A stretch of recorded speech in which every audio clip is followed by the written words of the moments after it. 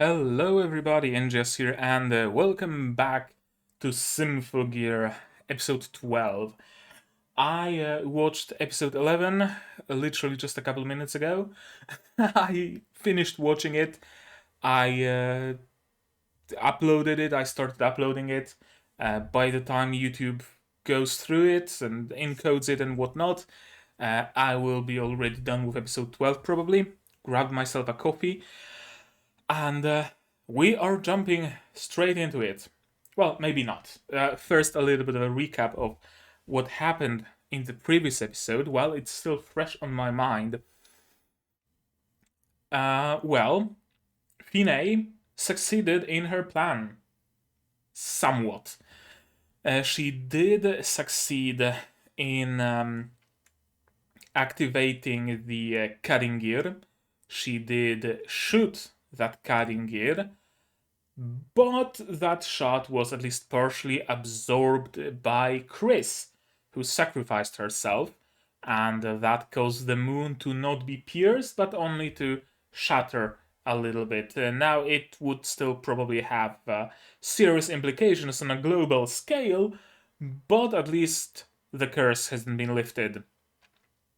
Which, now that I'm saying it, kind of sounds like a bad thing that the curse hasn't been lifted. But Finney wanted to lift the curse so that she can become the ruler of the world. And we can't have that. We, of course, got a lot of backstory as well, a lot of lore, right? That it's all about the Tower of Babel. That Finney tried to climb to reach the god, but the god was pissed and said that nobody should be as high as he is. So he destroyed the tower and he scrambled people's tongues. And now Finney wants to undo this curse by piercing the moon for some reason. I have no clue what the moon has to do with the god, but okay, you do you, I guess. So, yeah, we got a lot of explanations. We got Finney going through with her plans. We got a little bit of a scary moment where Genjiro was seriously hurt, but of course, Genjiro being Genjiro, it didn't stop him whatsoever, and he just walked it off like it was nothing. We also got a little bit of Miku acting like the hero she is, trying to help her friends evacuate. And Hibiki's secret is now known to a couple more people. I'm not sure what significance that will have, but it should have at least some significance. Anything else that happened? Right, apparently Genjiro knew for years that Ryoko is Finney, and he didn't do anything about it. The organization didn't prepare any contingency plan or anything. They were just like, yeah, sure, let her. What our employees do in their spare time is not a concern of ours. She wants to be an evil mastermind. Cool. I don't care. She works how much she needs to work. She even stays overtime. That's all I care about. Apparently. And she was the one who built such a massively oversized elevator shaft. I still have no idea how they justified the money needed to build that for just an elevator shaft. But somehow they did. And of course, the elevator shaft turned out to be Nehushtan. Not Nehushtan, Kadingir. I'm getting those two mixed up for some reason. Right. What else? We know that Ryoko might still be somewhere within the body, and it's just it's just Finney took her body over because she was awakened by Tsubasa singing when she was a child. So there is still a chance that Ryoko will survive and go back to how she used to be. A lot happened. A lot happened. If you want to know the full story, just watch the previous episode. Why am I even recapping this? I've just literally seen it. I don't need to recap it for myself. I don't think I need to recap it for you guys. So I'm gonna stop recapping it right now. And now, the thing is, what's gonna happen in this episode? Can Kadingir shoot again? Or does it need something to shoot again? Or can it not shoot again? And if that is the case, what will Ryoko do now about it? What will Fine, rather, do about it? About the fact that her plan was thwarted and that she's fully out now. And about the fact that Nehustan isn't all that strong, seeing how Genjiro was able to crack it by just the sheer shockwave of his punch. Not even touching it, just the shockwave of his punch. Fine wouldn't have much chance if Tsubasa and Hibiki ganged up on her. They would win through attrition alone, I have a feeling. Let alone if Hibiki goes psycho mode, which she might very well do. But to fully know what's gonna happen, we have to watch this episode, right? So, sound, subs, making sure I have the focus, making sure it's episode 12. And let's roll. Last sip of coffee.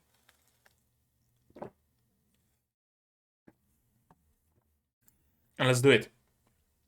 Episode 12 of Symphogear with subs by D-Track, starting in 3, 2, 1, go. Okay, a bit of a recap of what happened. Chris sang her suicide song. Okay, a recap to the opening.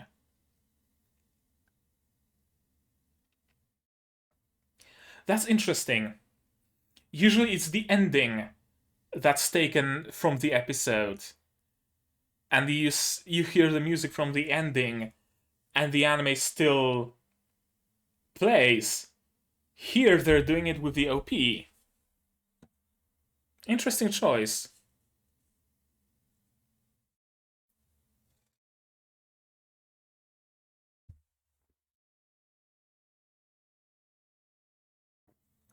Yep, Moon got cracked.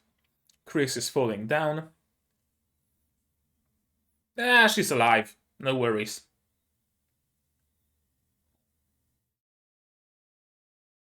Yes, her dream was to die. Uh,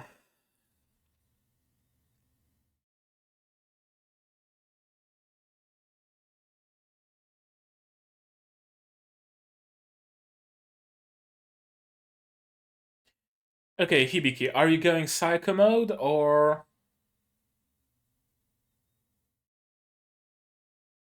Episode 12.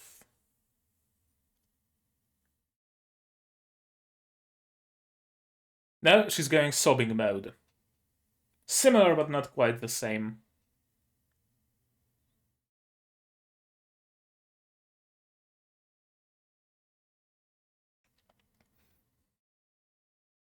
I mean, she could very well still be alive. If you run over, then maybe... You know, maybe you could.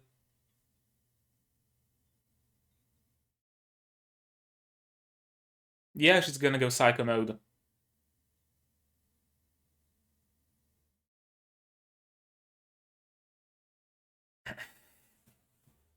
Ah.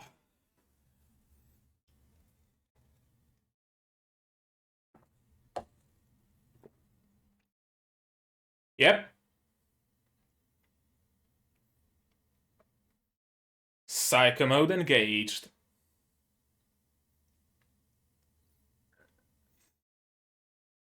Chris is just laying there and she's like, hey, I'm still alive. You guys gonna help me? No? Okay, I'm just gonna lay there. Yep. Psycho mode engaged.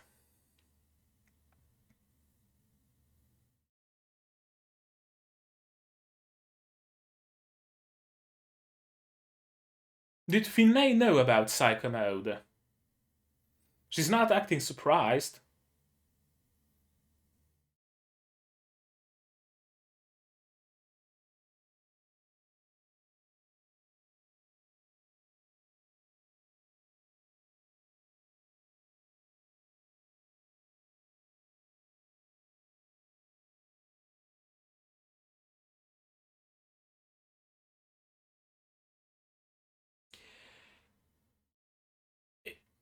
Is Miku gonna be needed to snap Hibiki out of it?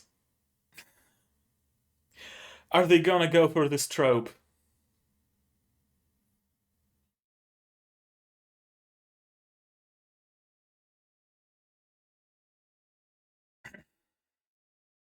Will she, though?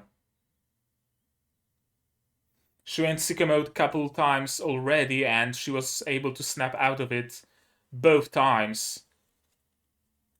So...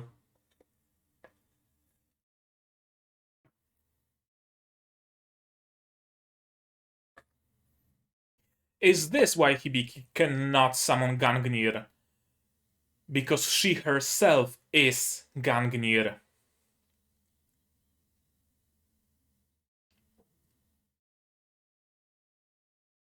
Asgard!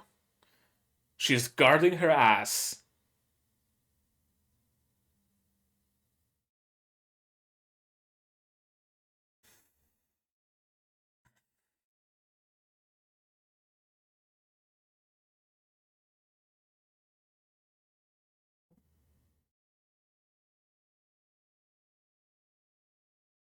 Not quite enough to kill her? No, don't! Don't stop. Kill Finney first, then stop.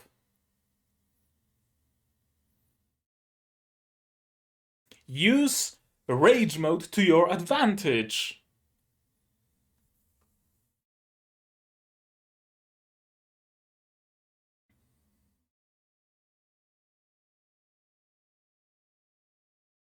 Yeah, that's what we need right now, panic.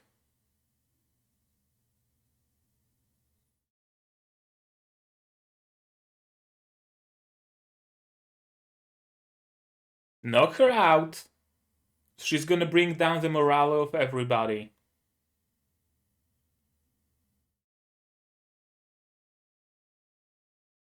Let's raise our hands and give Hibiki all our energy. I believe in you, Hibiki. I believe in you, Hibiki.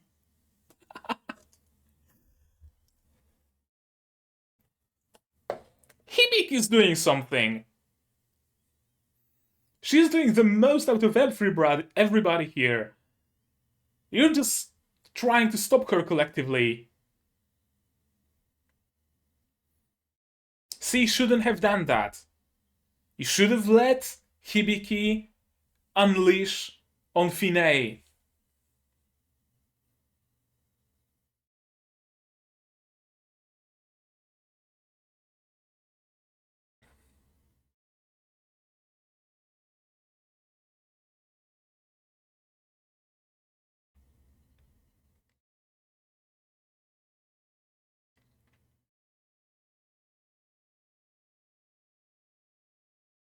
Kadingir can fire again.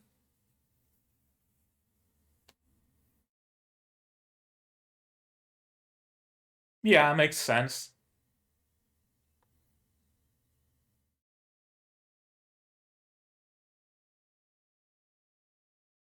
Okay, I thought it still has some limit, but... okay, so take out the Durandal and it's done.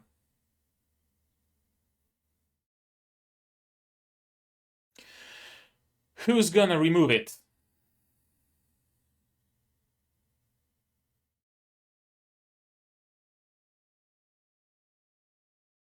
You'll have to go through Hibiki, though. You fucked up by grabbing her attention.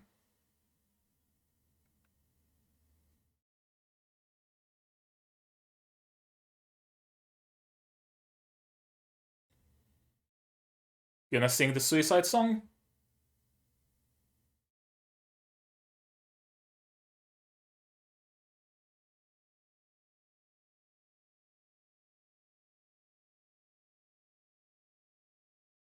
Prepare the bullet punch.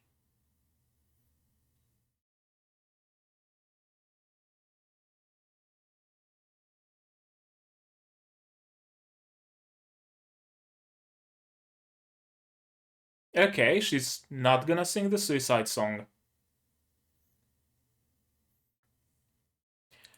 How do you plan to stop the cutting gear with a hole in your chest?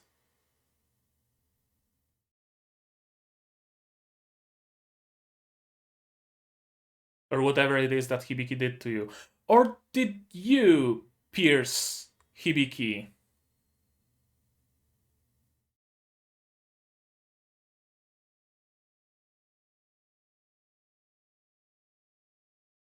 How? Oh no. She did get punched in the chest.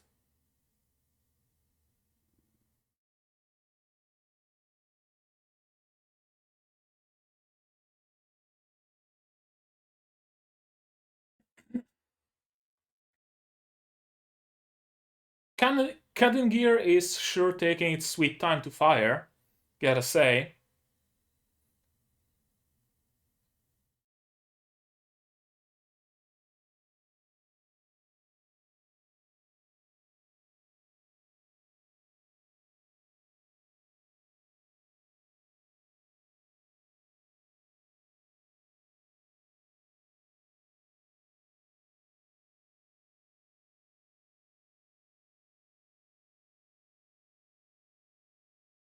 Spyhander mode.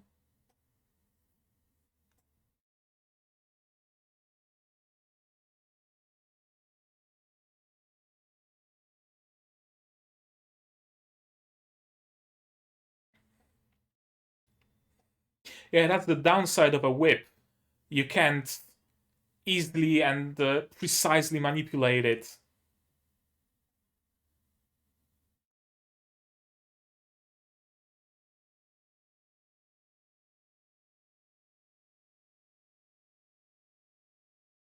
Triple shield.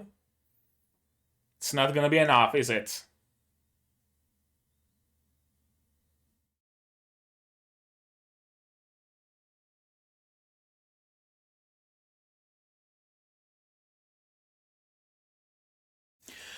That's convenient that she can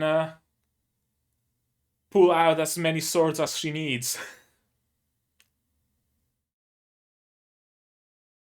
And okay, she can fly. Not anymore.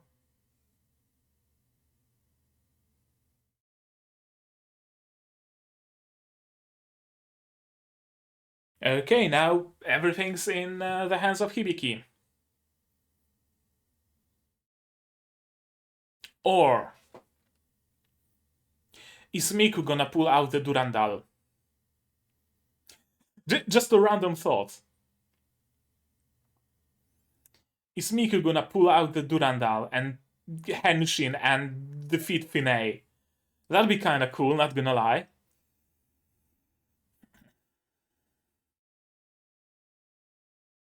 Or she just forgets about being injured and keeps going. Turns into a phoenix, turns into a mass of energy. Okay. And she destroys Kadingir.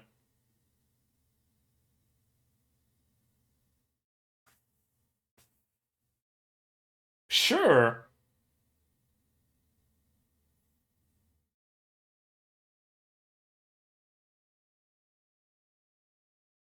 Kinda devalues Chris's sacrifice, seeing how Kadingir could have just been destroyed. But sure. Now is Tsubasa dead? Her Symphogear knife thingy vaporized? I'm assuming she at least dehenshined. Is she alive though? Or is it that just Ame no Habakiri was destroyed?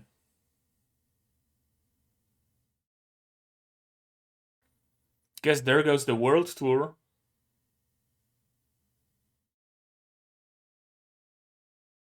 To fucking survive!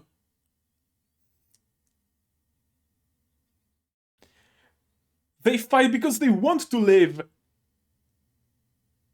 You dumb bitch!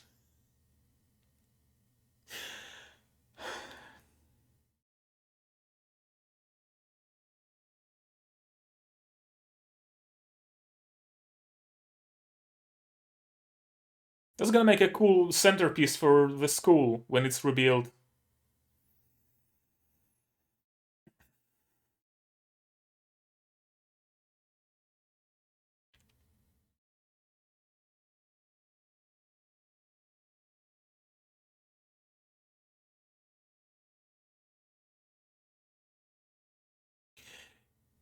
Ah, you were hurt. You okay. I think I see her backstory.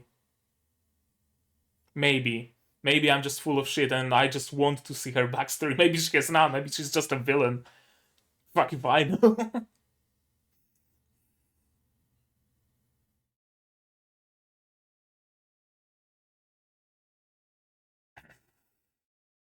Okay. Oh, so that was her fusing.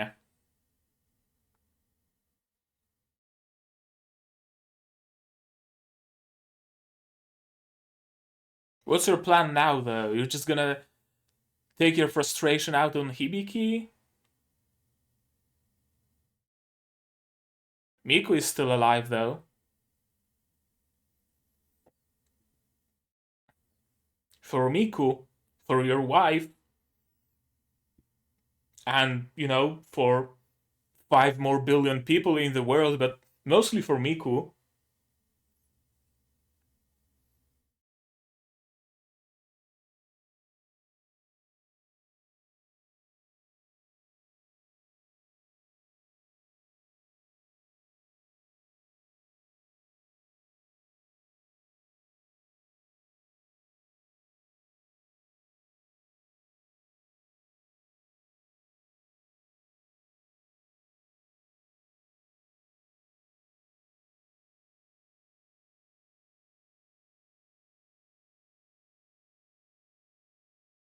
Mm-hmm.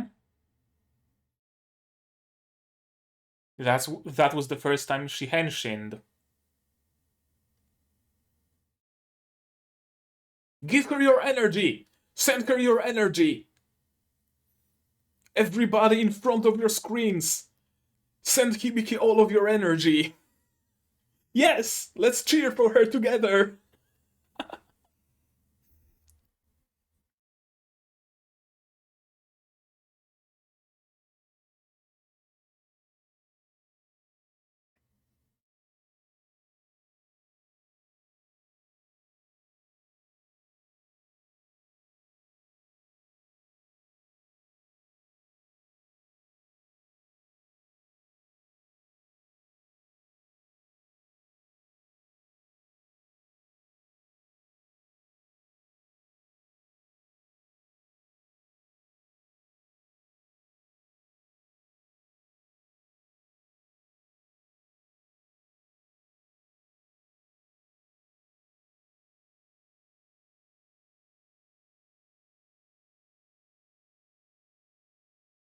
English.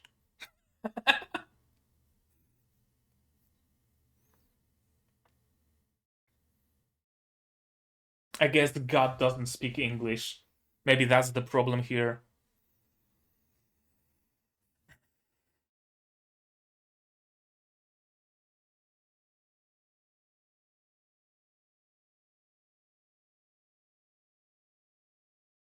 Yeah, honestly. I'm questioning your motivations as well right now.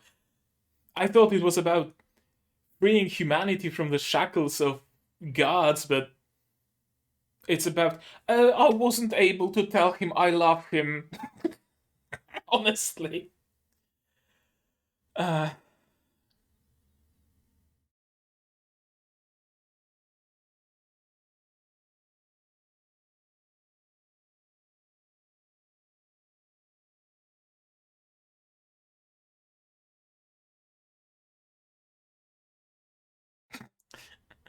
Funny you mentioned that.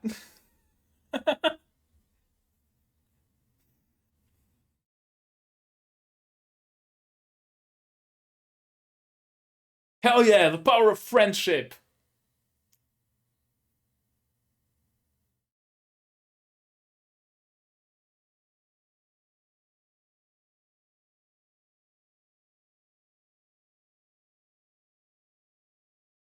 Are they gonna become Valkyries in the future? Hibiki and her friends.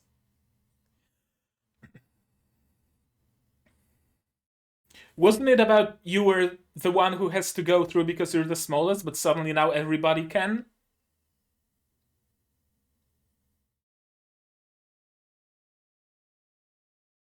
I guess there goes you being special.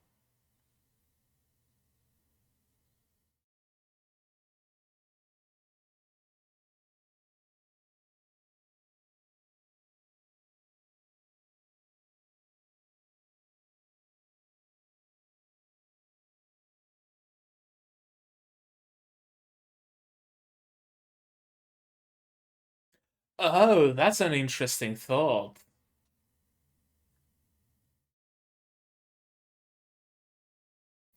If Hibiki could, if Hibiki was able to use Suicide Song without actually committing suicide.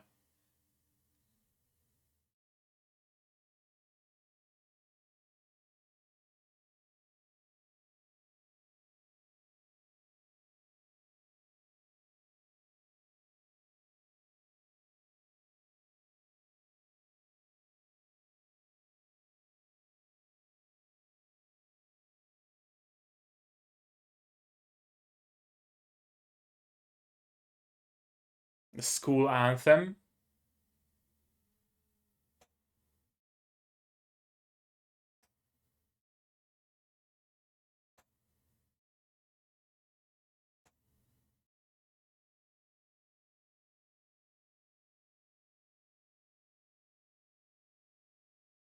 Maybe tell her that. School anthem is kind of vague as far as messages go.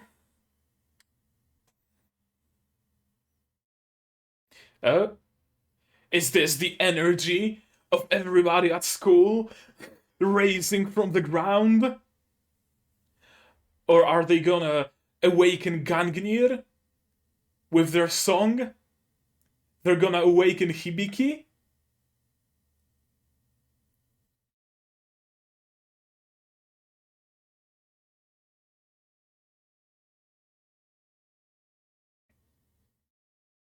They're gonna awaken Hibiki.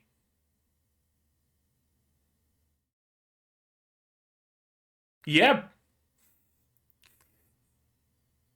Doesn't that mean everybody in that bunker is compatible with Symphogear?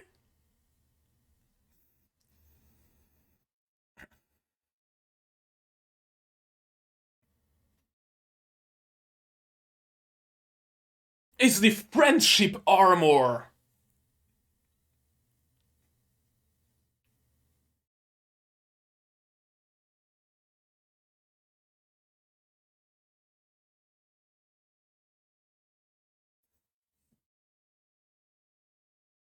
And she revived Tsubasa and Chris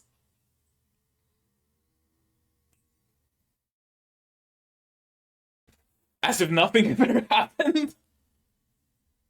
Sure, sure, I'm down. And that's fucking hell, that's the end already. I'm watching episode 13.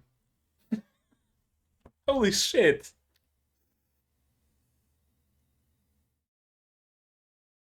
That ended way too soon. That ended way too soon. It didn't feel like 22 minutes. Not at all.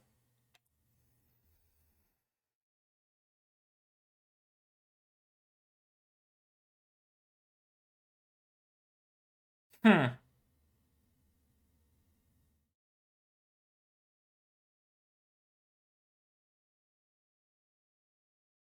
I'm into it. I'm into it.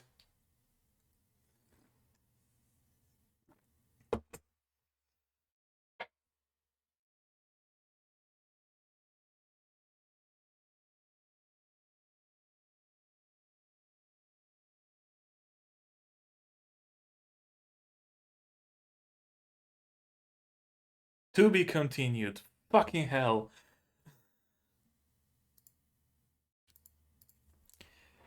Let's go through it again. Let's go through it again. Absolutely, let's. Uh, Yeah, Chris sacrificed herself. Although, I don't know how much is there to analyze, because it was mostly just a one cool fight, essentially. Yeah, Hibiki going sicko mode, as I predicted. Uh, I'm not a huge fan of this trope.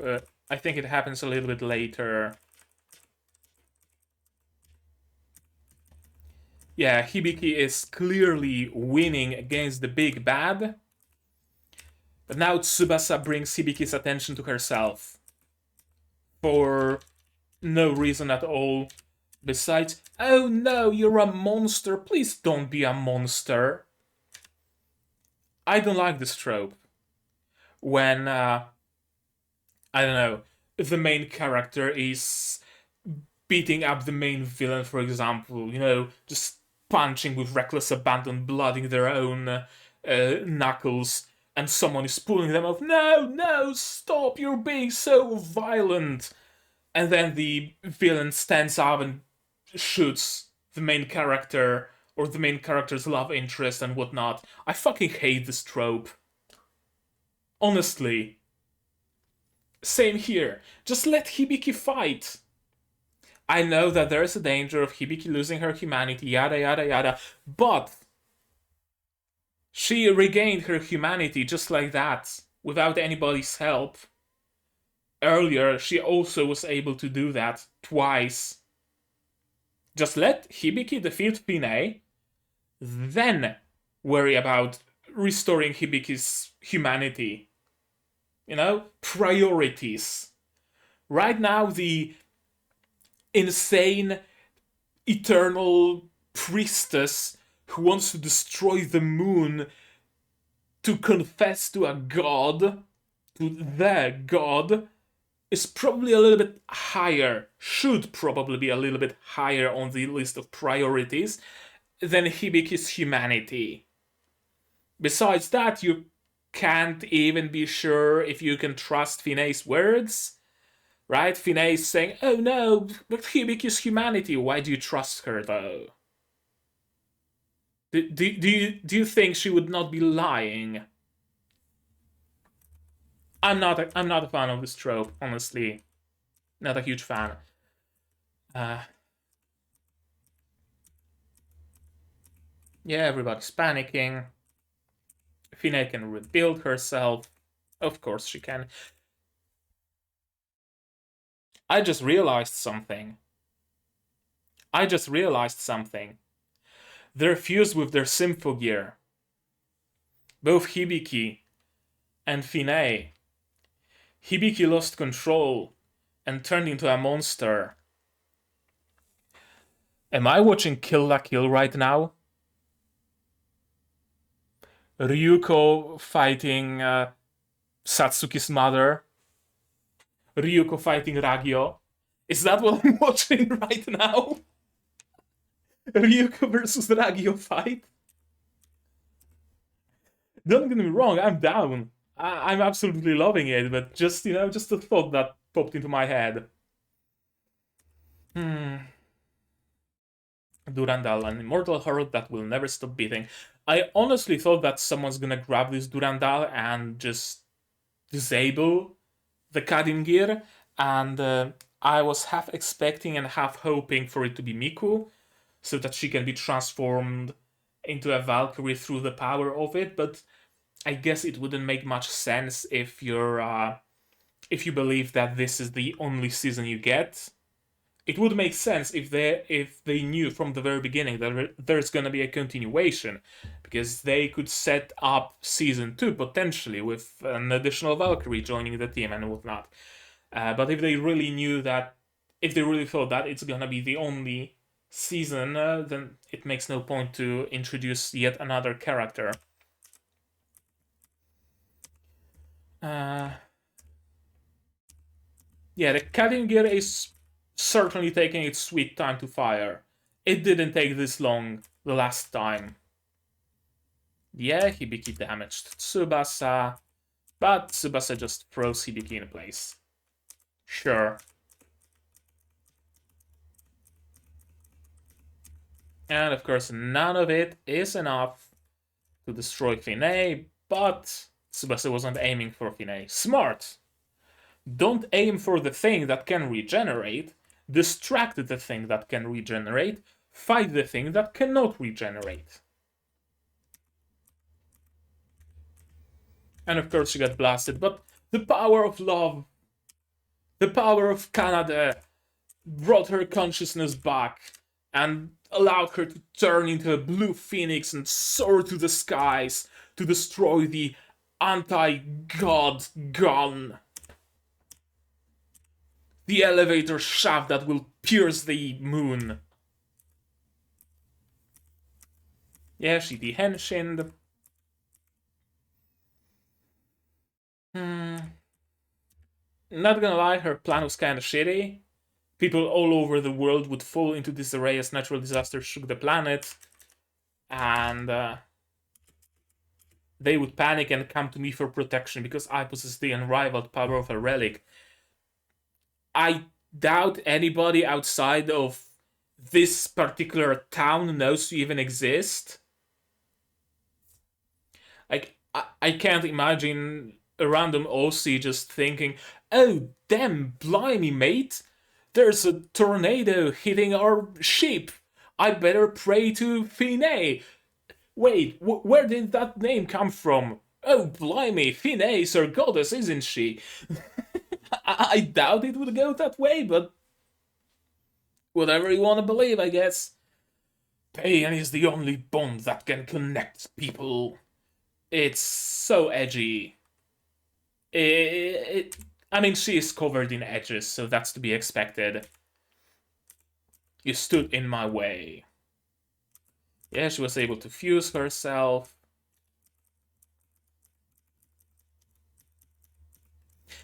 Kind of weird that Hibiki forgets what she's fighting for. She asks herself, what am I fighting for? She had a whole entire arc about it, didn't she? That she doesn't want to fight because of survivorship complex. She wants to fight for herself. She wants to defend Miku from harm, right? She wants to defend the people. There was a whole arc about her realizing the things she wants to fight for. She suddenly just forgot that? Like, I get it. I get what's happening here, right? Narratively speaking, and story-wise, and character-wise, and whatnot, but she had a whole arc about it. If she didn't, right? If she didn't spend a couple of episodes forming her will to fight and establishing what she wants to fight for, I'd be fine with it. Right? Now that Hibiki hears the song, the school anthem, she realizes, I want to fight for my wife. I want to fight for my friends. I want to fight for my school, for the town, for the okonomiyaki place. I have things to fight for. I'd be fine with it. But she already established that. She already figured that out. This is taking her development backwards a little bit. For dramatic effect, don't get me wrong, I fully understand why it was done, but it still bears mention. Yeah, she saved many people. Let's cheer for her together. And this is probably the worst villain motivation I've ever seen. Like, not the worst as in, I don't like it how it's in the show, because it's portrayed well in the show, but on a, character level, personal level, her having this as her motivation is just mind-blowing. I've served him as a priestess. I fell in love with him, but I couldn't reach him. I couldn't reach him with my heart. She's a femcel. She's a femcel. I held the door open for God. I prayed to him. I brought him gifts, and he doesn't love me. I'm going to kill him. I'm going to destroy the world. I'm going to destroy the moon so I can tell him how much I love him. Bitch, he changed his locks for a reason. That's basically it. That's basically what's going on here. Uh, that's almost laughably weak, laughably bad motivation, right? All this destruction, all this havoc, all those deaths, everything was caused by her not being to confess love to the guy that she believes owed her love. But he didn't hear her, so she now has to sow destruction to convey her love for him. And it's so sad, you know?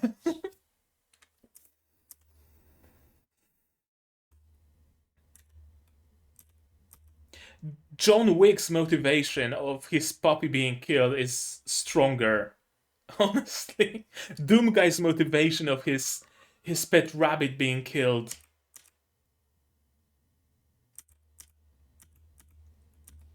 Uh, I really like how background characters are having a character arc.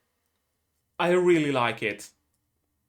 That they're having a moment, they're having some development, and she's like, how could I call myself Hibiki's friend if I didn't help her? I'm the smallest one here. I can fit through this vent and I can help. I can do all I can to help. But then all four of them get through there. So what was so special about her? Nothing.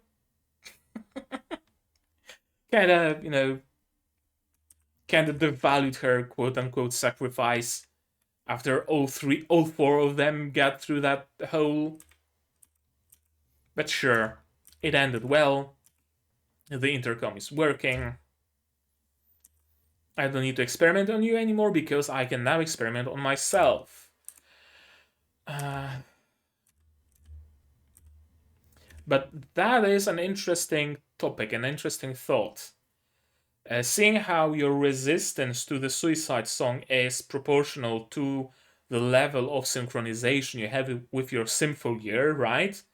Kanade wasn't synchronized well. She was forcibly synchronized with her Symphogear. She forced the synchronization, so her suicide song just killed her. Tsubasa is well synchronized, so her suicide song didn't kill her. It incapacitated her for a long time, but it didn't kill her. Hibiki is a symphogear. She's as synchronized with her symphogear as one can be.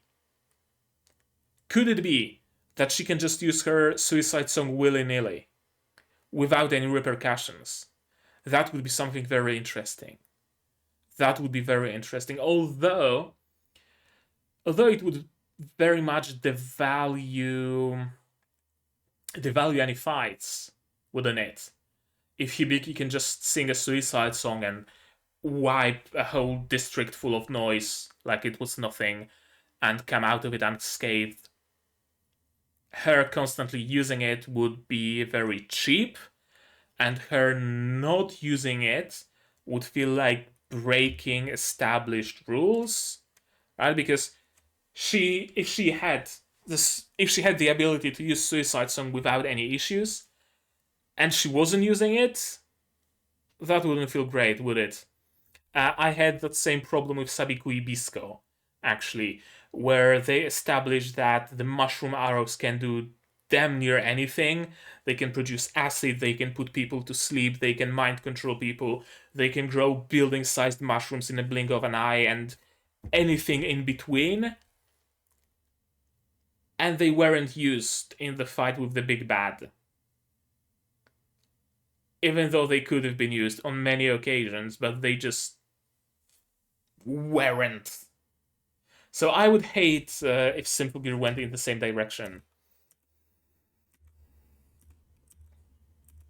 And this is very interesting. Songs are used to awaken Symphogear, and relics and relics and Symphogear. Hibiki is a Symphogear, so the song awakens Hibiki. Yeah, that's very interesting. That's very interesting. If not for those particles, I would have dismissed it completely as Hibiki just, hearing the song and she's like, oh yeah, they're all fine, so I guess I don't need to despair, I can fight. But with all those particles and the light, I have a feeling that she's being reawakened as a relic here right now. Which creates an additional question. Can just anybody's song awaken a Symphogear? Or is someone down in that bunker, some person or two or three, who are actually, able to synchronize with Symphogear, right? You give them Durandal or Nehustan or whatever, and they are able to awaken it and utilize it. If it's the former, it would kinda go against what's been established so far, right? That there are only selected few people who can do that. If it's the latter, I wonder who would it be? Perhaps Miku, perhaps the tiny short Twin Tails girl, maybe the Tomb Boy. I don't know. Wouldn't surprise me if one of Hibiki's friends was a potential Symphogear wielder. That'd be kind of cool. What is this armor in which you are clad? I honestly hoped that Hibiki is gonna show up in a completely different armor. Some, ultra armor design, friendship gear design or something, but this just her usual armor, isn't it? I mean, there are those beams of... Is it? Wait, I need to look up Hibiki's armor. No, I don't want you to play this video. I don't want you to play this video either. Motherfuckers! Don't play this video, YouTube.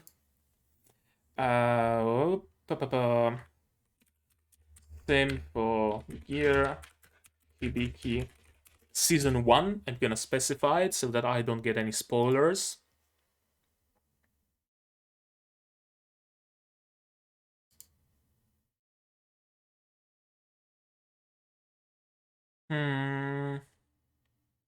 It is different. It is different. Ever so slightly, but it is different. Different color scheme, that's for sure. Her original armor seems to have a lot more black.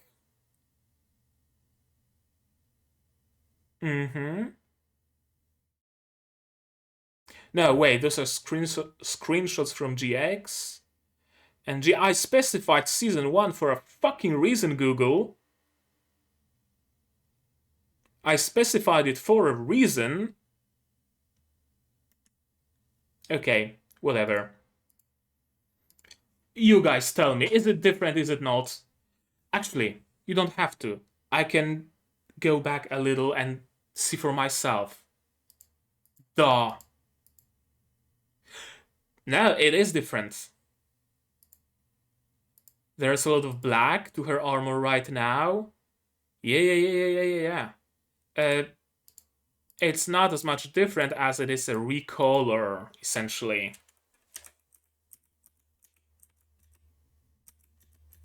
Although the skirt design might be different, the leg design, I'm not sure.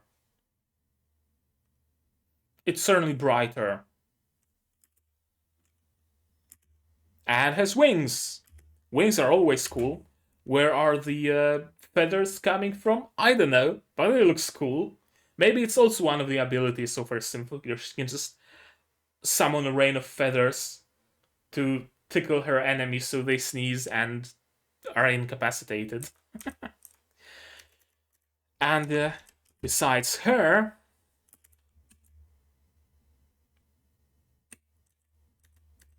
the three others were also reawakened.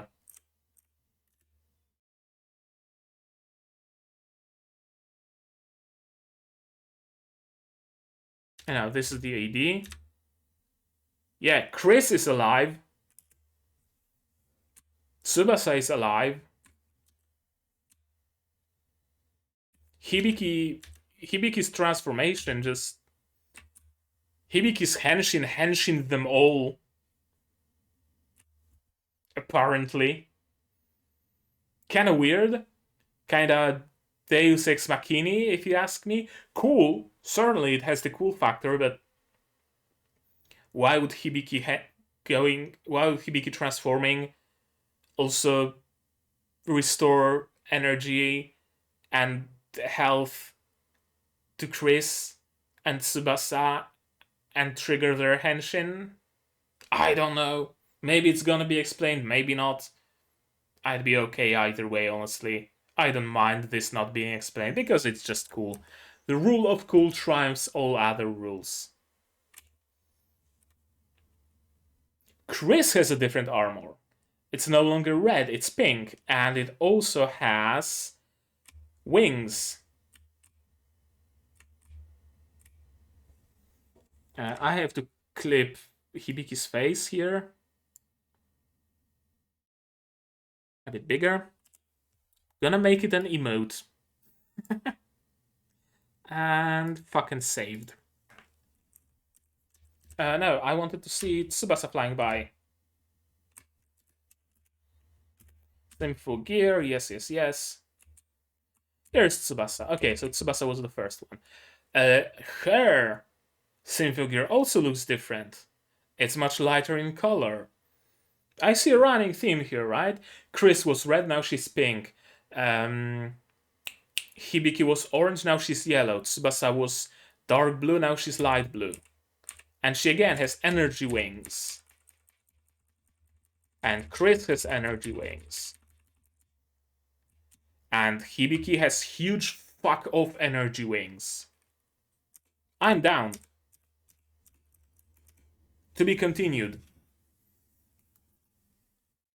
To be continued indeed, because I'm gonna watch it right now in a single sitting. 3 episodes. First time it happens to me. Judging by what you guys are saying about cliffhangers in future seasons getting worse and worse, probably won't be the last. Honestly. That was just a genuinely good episode. I wasn't a fan of a couple of moments here, but I'm willing to forgive them. And this is orange and lemon tea. I have no clue why it's red, but it's red. I wasn't a huge fan of Tsubasa stopping Hibiki when she went sicko mode. I'm just not a fan of this trope in general, but I can see how it made sense, like character-wise and story-wise in the show at the moment. It absolutely did make sense, so it's perfectly excusable. Finney's motivation being hella weak. Not sure how much of a fan of that I am. On one hand, I like it because yeah, on one hand, I like it because it shows that people are willing to go to horrible lengths for even the most trivial things. Kind of a moral, if you will. But on the other hand, it kinda devalues everything she did. Right? Kinda. I really thought that she was doing what she was doing to free humanity from the shackles of the gods and whatnot. But no, she's just doing that because a dude she's in love with won't answer her calls, and she wants to knock on his door, and he doesn't want anything to do with her, but she's persistent. Yeah, it kind of undermines a lot of what she did so far. So I'm not sure if I'm a huge fan of that. Huh. Other than that, just a great episode. I mean, what else can I say? Some cool fighting, some cool moments. I really thought for a moment that someone's gonna look at the screen and say, "You too, cheer for Hibiki."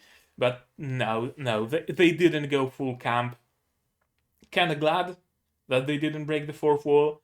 Kinda kind of wish they at least referenced that. At least, tongue-in-cheek, someone saying, oh, what if we do the same thing that Captain Japan does on morning TV, where everybody cheers for him and he always wins? The little kid, if she came up with something like that, that'd be kind of cool, but I'm not holding it against the show. Absolutely not. The power of friendship, bringing Hibiki back, although it has an actual in-world explanation. Hibiki being a relic and songs being able to reawaken and power up relics. Therefore, her schoolmates singing and Hibiki being a relic herself, being a symphogear herself. 2 plus 2 is 4, right? Quick maths. Checks out. Actually, genuinely, power of friendship checks out in the context of the world, in the established lore. That's a first. What else? What else? Yeah, now the only thing that's left, pretty much, is our main trio fighting against Finney. That's all that's left. And of course the aftermath, right? We have to rebuild the school, we have to have a reunion between Hibiki and Miku, Chris has to join our organization officially, perhaps we will be able to rescue Ryuko? No, not Ryuko, what's her name? Not Ragyo either. Ryoko. Perhaps we will be able to rescue Ryoko from the grips of Finney somehow. Would be kind of cool if Finney got banished and Ryoko retained her, her fusion with Nehustan, and she went back to working at the lab and maybe being a last-minute, last-ditch effort support for our main trio. That'd be kind of cool. Yeah, that'd be kind of cool. I gotta admit, that's another trope that I'm a fan of. A character that usually just works at the headquarters and whatnot, but when push comes to shove, they take out a gun, they cock it, and they go to fight, right? In the Batman comics, the butler, I forgot his name, had a moment like that, right? And he was loading up a shotgun. Mr. Bruce isn't willing to kill. I'm different, kind of deal. I like this trope. I really, really do. What else was there that had this trope? Nothing comes to mind right now, but yeah, whenever some office worker dons a power armor and helps the main character, that always has a thumbs up in my book. So it would be a cool development. If Ryoko dies, well, too bad she dies. I hope she doesn't, but if she does, she does. What can you do? And of course, one thing remains, Hibiki's grave. How are they gonna go about that? I don't think she's gonna die. I really don't think. And if everything so far points to our trio just ruffle stomping Finney without much issue, maybe Finney would struggle a little, maybe she would damage our main characters, but no, after you get your second henshin, that's a win. Those are the rules of Mahou Shoujo anime, and in general anime. Once you get a power up from the power of friendship, you win the fight. So they are bound to win the fight right now. Which makes me think, again, that Hibiki might actually stage her own death. For what purpose, though? That I still don't know. I guess we'll have to watch episode 13 to learn that, huh? Okay, I think that's it. I have nothing more, and I'm slowly getting more and more sleepy, even after the coffee I drank. So I have to make haste and record episode 13 before I fall asleep. So, as always, you guys tell me what you thought of this episode, what you thought of my reaction, what you're thinking of my theories. Do you like them? Do you not like them? I ask you again to not spoil me anything, although I'm gonna watch the last episode of the season now, so I don't think you can spoil much, unless you would spoil me future seasons, which please don't, because I'm gonna watch future seasons. That's a given. That's absolutely a given. I'm gonna watch everything there is to watch about Symphogear, so rest assured, and don't spoil me anything, right? Like this video if you liked it, dislike it if you disliked it, but tell me why so I can improve.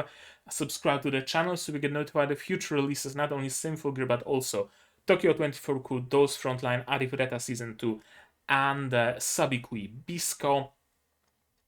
Join my Discord server if you want. If you want to talk spoilers about Symphogear, for example, there's a Symphogear channel in my Discord where you can talk at will about spoilers and whatnot, and I won't see that, so you're free to do whatever you want to do. And of course, share this video with people who you think would enjoy it, because the more you spread the word about my channel, about my videos, the more YouTube itself promotes them, and the more people watch my content, and I'm happy that people watch my content, because that is the biggest dream of a content creator, for their content to be seen. That's all there is to it. Although I admit a couple of bucks on Patreon won't hurt. Did I mention Patreon yet? If you want to support me monetarily, you can do it on Patreon, link in the description. For 10 bucks a month, you get early access to Symphogear, up to 1 week early. And yeah, while you're watching episode 12 on YouTube, episode 13 will be up on Patreon already. Or maybe I'm gonna upload both of them on YouTube at the same time. I don't know yet, but if episode 12 and 13 are already on YouTube, that means the first episode of the next season is already up on Patreon. How about that? And for just $1, you get access to a special channel and a special role on my Discord server, so you can have bragging rights about it. But that's gonna be it from me for today. So as always, do all the good stuff, and I'm gonna see you guys in the next one. Cheers! And this is yet another thing you get if you support me on Patreon. You get a spot in the credits.